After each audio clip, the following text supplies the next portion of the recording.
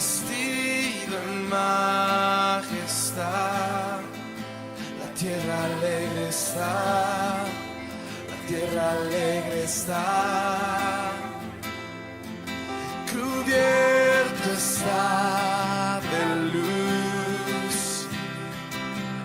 venció la oscuridad y tiembla a su voz, tiembla a su voz.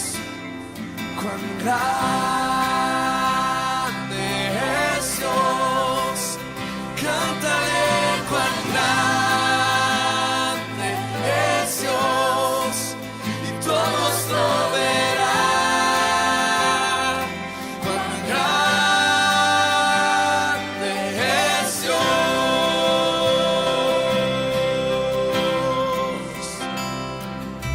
El esplendor de un rey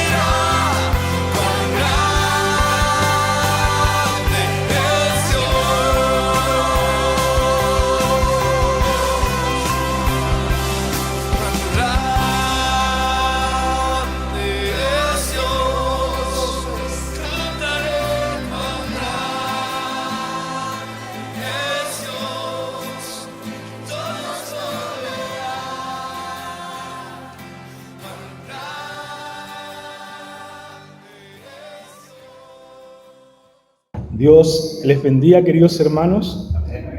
Para mí es una gran bendición estar una vez más después de tanto tiempo, amén, de la división a la unidad. Este verso bíblico, este pasaje es muy conocido entre nosotros, amén. Mateo 28, 18 al 20. ¿Y por qué lo digo muy conocido? Porque en este mismo lugar se ha repetido y se ha reiterado en muchas ocasiones. Pero hoy lo queremos abordar de una forma diferente. ¿Amén? ¿Sí? Amén. Todavía no vamos a leer el pasaje. Todavía no. Primero quiero contextualizar. Amén. Chile gozaba, y digo gozaba, de buenos tiempos hasta que un estallido social nos dijo lo contrario. ¿Se acuerdan? Hubo un gran sector de la población que comenzó a manifestar su desconformidad de lo que nosotros creíamos que estaba todo bien. Y comenzaron los saqueos y comenzaron la destrucción de propiedad pública y de propiedad privada. Eso se trata de resolver a través de un plebiscito de entrada, si queremos un cambio en la dirección de nuestro país. Aparentemente Chile estaba recuperando su estabilidad política y ¿por qué no? Pero vino una pandemia que nos vuelve a azotar y esto ya es a nivel global. Y la pandemia nos confinó. ¿Se acuerdan? Y estuvimos encerrados a tal grado que tuvimos que cambiar la forma de hacer nuestro culto. Ahí pasamos a vía virtual, ¿se acuerdan? Amén. Y muchas veces como cristianos necesitamos estar en la iglesia, con el cuerpo, con los hermanos, compartiendo. Algo muy sencillo de entender. Si yo saco un miembro de mi cuerpo, ese miembro comienza, imagínense un mutilo, corto mi mano y la dejo separada de mi cuerpo.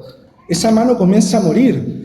De modo que fue un desafío bastante grande de todos nosotros mantenernos fervientes como cristianos, como hijos de Dios. ¿Se acuerdan? Luego volvimos y comenzamos a recuperar la presencialidad. Y pasa que Rusia comienza a invadir Ucrania y el precio del petróleo se comienza a ir a las nubes y la inflación comienza a afectarnos en Chile. Y no solo en Chile, a lo largo del mundo. Y la canasta básica comienza a subir. De modo que como iglesia hemos estado en constante tensión de una u otra cosa que muchas veces como seres humanos somos afectados. ¿Está de acuerdo conmigo? Y eso genera preocupación.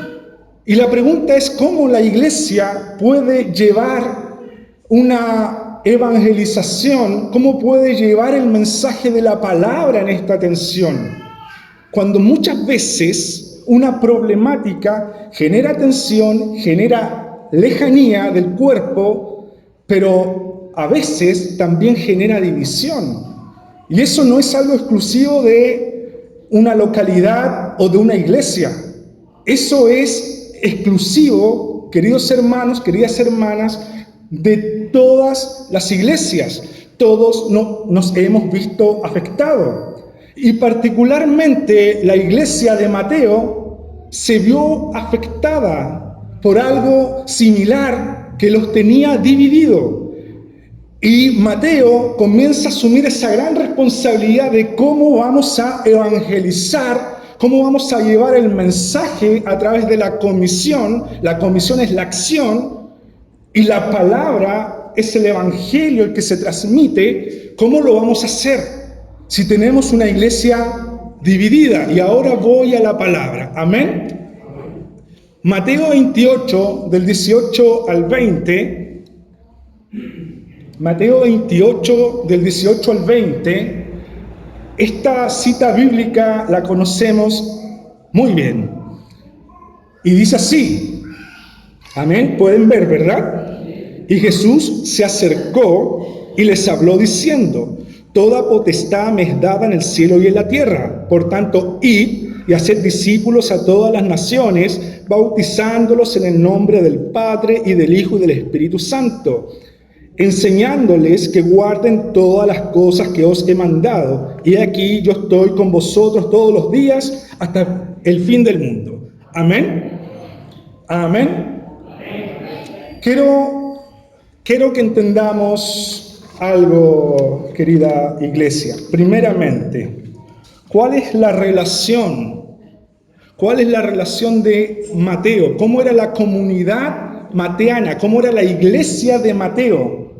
Lo primero que tenemos que entender, por favor, entendamos primero esto, que los investigadores contemporáneos, la erudición, llegan a la conclusión unánime de la necesidad de interpretar estos versos que acabamos de leer a la luz de todo el libro de Mateo. ¿Qué les quiero decir? Que la pluma del autor del Evangelio de Mateo, la pluma de Mateo, cuando él escribe su Evangelio a la comunidad, lo hace con un fin específico. Y el fin específico, según los investigadores, es precisamente Mateo 28, del 18 al 20. ¿Qué les quiero decir? Que todo el Evangelio de Mateo, Mateo como el maestro de la iglesia mateana, Mateo, todo lo escribió con un sentido específico. Está llevando a la iglesia a entender algo. Todos los capítulos, versículos que constituyen el orden que constituye Mateo tiene, escuche hermanos, hermanas, Mateo tiene un fin, Mateo tiene un propósito. Pero ¿por qué los está conduciendo precisamente allá? A comunicar el Evangelio, a llevar una misión. Porque esta iglesia mateana estaba dividida. Y ya vamos a ir. Primero quiero que entiendan el segundo punto. El autor del primer evangelio perteneció a una comunidad judeo-cristiana que huyó de Judea. Mateo era un judío que aceptó el cristianismo, pero la iglesia a la cual él enseñaba era de corte judía cristiana, judíos que aceptaron el cristianismo. Y ellos se fueron de Judea antes de la guerra del 70. Comenzaron las revueltas judías, comenzaron la guerra entre judíos y romanos, y va a terminar o va a decantar con la destrucción del templo en el año 70. Quiero que entiendan, en ese evento la comunidad de Mateo, la iglesia, los judíos cristianos, se asentaron presumiblemente en Siria. Y acá estaba Mateo y comienzan a tener problemas. Esta iglesia, ¿por qué tienen problemas? Antes de que leamos ahí, primero los cristianos, entiendan, los judíos cristianos todavía no entendían que el cristianismo era una religión diferente al judaísmo. Ellos no se sentían diferentes en primera instancia. Ellos creían, como iglesia total, ellos creían que Cristo vino a reformar ciertas cosas de su liturgia, de su forma, y creían que el Mesías, las promesas son de ellos, que el pacto es de ellos y todo lo que viene de aquí para adelante es de ellos. Pero la iglesia se divide en dos grupos: los cristianos, los judíos cristianos, que pensaban y siguieron manteniendo este pensamiento de decir el Mesías es de nosotros, nosotros somos los hijos. Y el otro grupo de cristianos que cuando llegan a Siria se dan cuenta de cómo la iglesia cristiana había crecido entre los gentiles, y estos comenzaron a pensar, ¡wow! Han crecido. Entonces el cristianismo también está fuera de las fronteras del judaísmo y también es para los gentiles. Pero había una controversia. Tienen que ser parte entonces de nuestra congregación. Y es así, queridos hermanos, que ellos en Judea, primero en Judea, cuando la iglesia cristiana convivía todavía con los demás judíos, se levanta un líder de nombre Johanan ben Zakkai. Y Johanan ben Zakkai había asumido el control de forma exclusiva. El culto en la sinagoga se reguló y se estructuró en parte con la base de la tradición del templo que ahora estaba destruido. La figura del rabino, y quiero que pongan acento en esto, especial cuidado, la figura del rabino apareció como intérprete exclusivo de la ley. El único que podía interpretar la palabra de Dios hasta ahí conocida, que era el Antiguo Testamento, era el rabino. Nótese por favor esto. Y luego, vamos ahí ahora al visor, el fariseísmo de Hanania. Este fue un concilio fariseo. Un concilio fariseo, quiero que entiendan esto. Todo esto se vivió alrededor del año 70 al año 85. La iglesia de Mateo ya estaba acá, pero tienen esta visión de lo que se establece en este concilio y estas diferencias que fueron arrastrando y lo llevaron a la comunidad. Se formuló la 12ª bendición, que era una ordenanza de este concilio judío rabino, y decía esto: que los nazarenos y los herejes sean destruidos en un instante, que sus nombres sean expulsados del libro de la vida y que no sean escritos con los justos. Ok, tenemos dos grupos de cristianos judíos, de judíos cristianos. ¿Se acuerdan? Dos grupos en Siria. Y Mateo ve una división no menor. Ellos tienen, ante todo, un espíritu nacionalista. Ellos no resolvían muchas veces las cosas a través del diálogo, sino que eran capaces de tomar una piedra y apiedrarse entre ellos. Entienda a Mateo en esa realidad, una iglesia dividida. ¿Cómo llevamos el evangelio? ¿Cómo lo sacamos de la esfera de la iglesia y lo comunicamos a las demás naciones? Si hasta aquí esta iglesia está dividida por judíos cristianos que creen que el Mesías es exclusivamente de ellos y por judíos cristianos que creen que el Espíritu Santo es suficiente. Y aquí se daba el pleito, una iglesia dividida. De modo que Mateo, cuando escribe su evangelio, y ahora nos comienza a hacer sentido, lo hace viendo esta realidad de la comunidad que él estaba pastoreando, que él estaba guiando, que él estaba enseñando. Y el evangelio de Mateo se escribe en esas circunstancias. Y Mateo ordenadamente comienza a recoger los dichos de Jesús en la vida de su ministerio y los ordena de tal forma que a la comunidad dividida les comience a hacer sentido. Y solamente traje 3 puntos como ejemplo del por qué Mateo incluye precisamente la fe de la mujer cananea, la fe contra el espíritu y a quién se debe temer. Primero, Mateo parte su libro escribiendo que Jesús es de los judíos. Comienza con la genealogía. Jesús, hijo de David, hijo de Abraham. Abraham engendró a. Lo que está haciendo Mateo es decirle a la comunidad que está dividida: sí, Jesús es de los judíos. Pongamos las cosas en orden. Jesús viene de ahí. La promesa es de los judíos. El pacto en esencia era de ellos. Pero luego, en su articulado, nos vamos a encontrar con Mateo capítulo 15, versos 21 al 28. Por favor, después hacen el ejercicio de buscarlo en la casa, ahora no lo voy a leer. Es ejemplo y en honor al tiempo.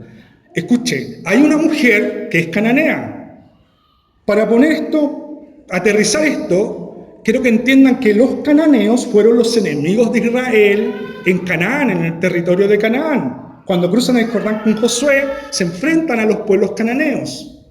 Hay una historia de guerra entre ellos. Y una mujer cananea comienza a dar gritos diciendo: Jesús, Jesús, mi hija está enferma. Y los discípulos judíos, los apóstoles, le decían: Señor, despáchala, es loca, está dando gritos. Mujer, mire lo que acentúa Mateo con su pluma. Mujer, recogiendo las palabras dichas por Jesús: no está bien tomar el pan que son de los hijos, de los judíos, y dársela a los perrillos. Hasta aquí yo creo que el primer grupo más nacionalista estaba orgulloso. Pero cuando siguió leyendo, la respuesta de la mujer: sí, mi señor, pero aún los perrillos comen de las migajas que caen de la mesa de su señor, de sus amos. Oh mujer, cuánta fe he visto en ti. Creo que noten esto. Sí, el Mesías viene de los judíos, pero no es exclusivamente para esa nación. Acá hay apertura y vemos que un pueblo que tiene una historia de guerra, que está representada por una mujer cananea, sirofenicia, cananea, vemos como Jesús se conmueve por la fe de esta mujer. Y luego nos encontramos también con la blasfemia en contra del Espíritu. Le antecede por Belcebú, dicen los fariseos, los que según el articulado, ¿recuerdan? Según el articulado, querida iglesia, según el articulado de la 12ª bendición, los fariseos también allí eran los únicos que podían interpretar la Biblia. Y los fariseos le dicen a Jesús, en el relato de Mateo, por Belcebú, príncipe de los demonios, echa fuera demonios. Y ahí Jesús les comienza a enseñar sobre la blasfemia contra el Espíritu Santo, dando a entender, Mateo, a la comunidad que la interpretación de la Escritura es obra y que el liderazgo de la iglesia es obra del Espíritu Santo. Comienza a haber apertura. Creo que noten cómo Mateo se vuelve en el gran maestro de una iglesia dividida. Y esta parte quiero que lo apunten, querida iglesia, ¿a quién se debe temer? Mateo también agrega esto. Y esto también está todo en sintonía para entender lo que acabamos de leer, Mateo 28, el verso 18, 19 y 20, que tiene por título la Gran Comisión. ¿A quién se debe temer? Anótenlo, luego lo leen. No teman, dice Jesús. Mateo escribe a su comunidad, no teman, recogiendo las palabras de Jesús, a quienes destruyen el cuerpo. El alma no la pueden destruir. Tengamos un temor reverente a Dios. Ahora, ¿por qué Mateo escribe esto? Bueno, uno podrá decir, es que Robinson, claro, habían guerras entre judíos. Sí, amén. Pero luego de la destrucción del templo se inicia la más cruenta persecución contra los cristianos. Desde ahí comienza la gran persecución por parte de Roma. El cristiano que era denunciado en territorios romanos era llevado a tribunal y ahí eran pasados por una pregunta, blasfema contra Jesús, porque esa era la señal del magistrado de entender que éste estaba renunciando, entre comillas, a su falso Dios. Y los cristianos habían aquellos que blasfemaban y otros que no, que se mantenían férreos. Y estos que se mantenían férreos pagaban las consecuencias. Quiero que entienda, era fuerte porque cualquier persona que tenía envidia de su vecino lo iba a denunciar. Hoy él es cristiano. Y lo pasaban a tribunal. Y allí tenían, el destino de ellos era la muerte, o crucificados, o quemados, o como show en un circo, donde eran devorados por leones. ¿Se entiende el contexto? Cuando Mateo escribe esto, la persecución está latente. La persecución está allí. Roma en cualquier momento se nos deja caer. El templo está destruido. La iglesia está contendiendo en diferencias doctrinales. Tenemos problemas. Mateo dice, bueno, ¿cómo llevamos la comisión? ¿Cómo llevamos el evangelismo? ¿Cómo llevamos el mensaje? Y quiero que noten, el mensaje que Mateo le enseña en todo el articulado del Evangelio es el mensaje de la unidad. Lo que Mateo comienza a escribir en su Evangelio es la unidad. Es una iglesia que es gobernada por el Espíritu Santo, que es establecida por Jesús. Y esta iglesia está a cargo de comenzar a expandir el mensaje. Y el mensaje del Evangelio me habla solo de una persona, de Jesús. No hay más mensaje que ese, pero de la unidad del cuerpo, de la unidad, no de la división. Entonces, cuando la iglesia comienza a entender, se viene Mateo 28. Toda autoridad me es dada, dice, en la tensión de la persecución, porque eran muertos. Las palabras de Jesús comienzan a darle sentido a la comunidad. Toda autoridad me es dada en el cielo y en la tierra. Nótese, La comunidad ahora comienza, que estaba dividida y que ahora ha entendido la unidad, comienza a tener sentido. Wow, estamos comenzando a vivir, ya estamos viviendo persecución. Y vienen estas palabras, yo creo, como un consuelo para ellos. Toda autoridad me es dada en el cielo y en la tierra, por tanto, id.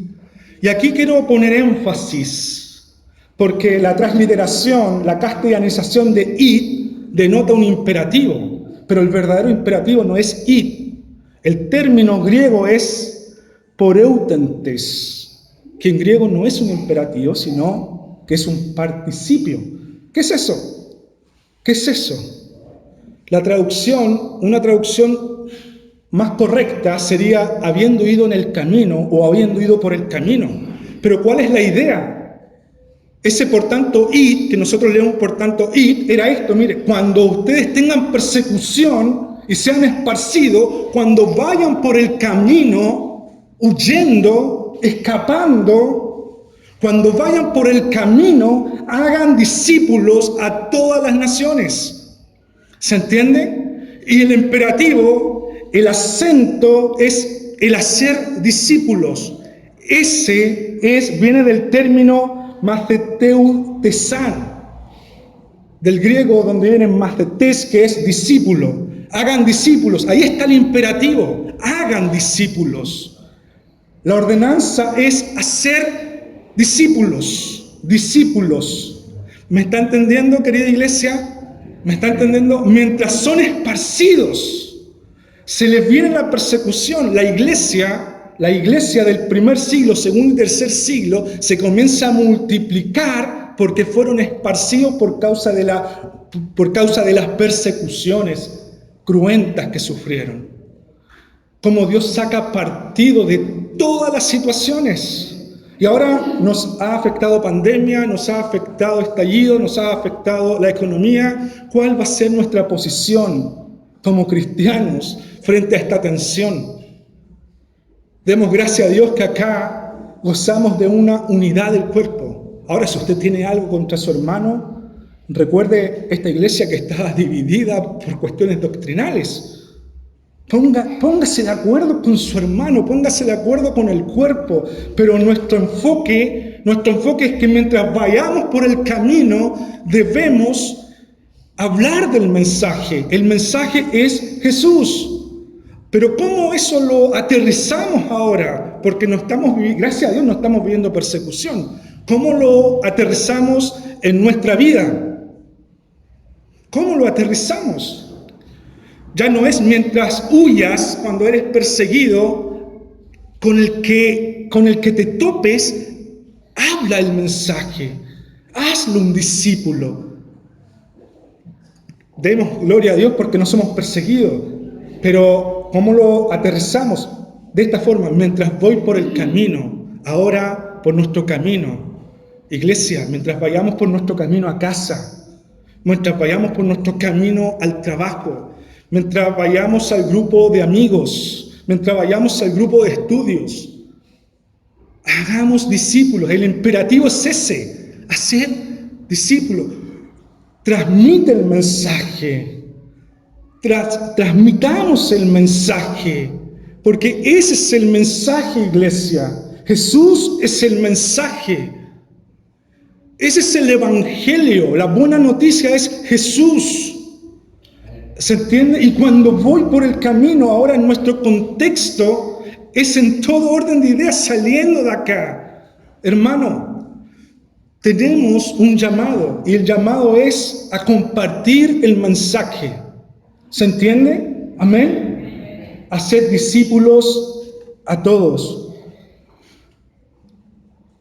Todas las naciones, todo el que pase. Todo con el que tengan la oportunidad de estrechar palabra. Déjenme poner un ejemplo muy cercano.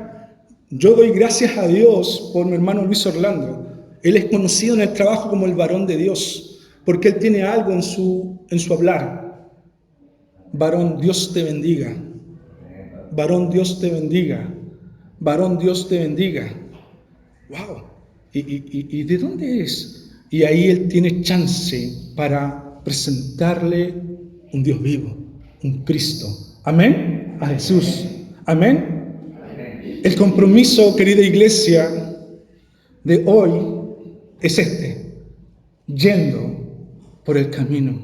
Ya no somos una iglesia dividida, somos una unidad, somos una iglesia cristiana. Cristo es, lo vuelvo a repetir, es el mensaje que debemos transmitir. Le animo, querida iglesia, me animo a, yendo por mi camino, yendo por nuestro camino, compartir de nuestro amado Señor. Amén. Dios les bendiga, queridos hermanos.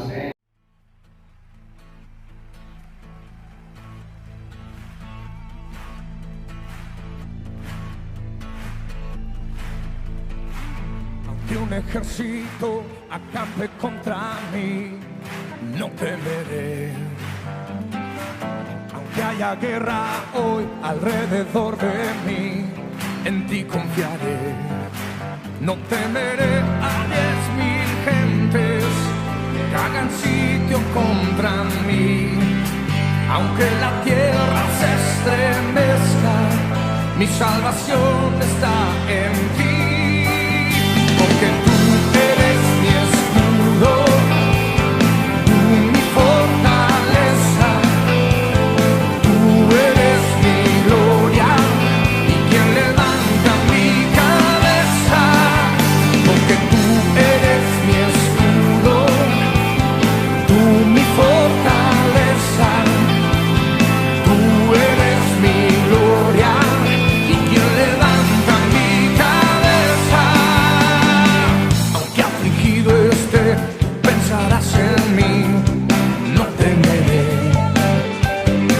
Aunque mi corazón estremecido esté, en ti confiaré.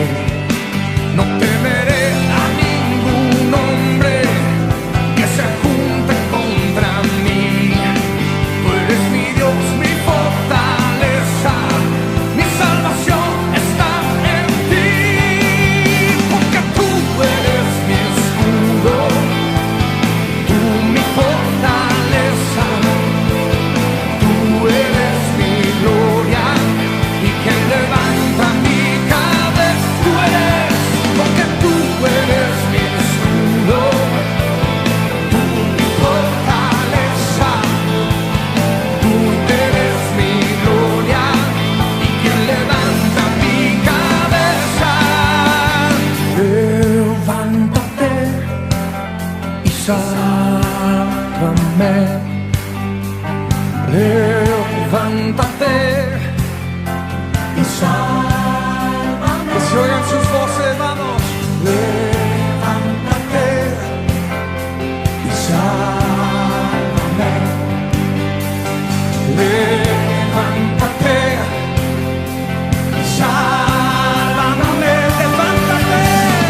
Levántate y sálvame. Levántate y sálvame. Porque tú eres mi escudo, tú mi fortaleza, tú eres mi gloria y quien levanta mi cabeza. Dilo de nuevo, porque tú eres mi escudo, tú mi fortaleza, tú eres mi gloria y quien levanta mi cabeza. Levántate y sálvame. Levántate y sálvame. Oh, levante su voz y dígale, levántate y sálvame.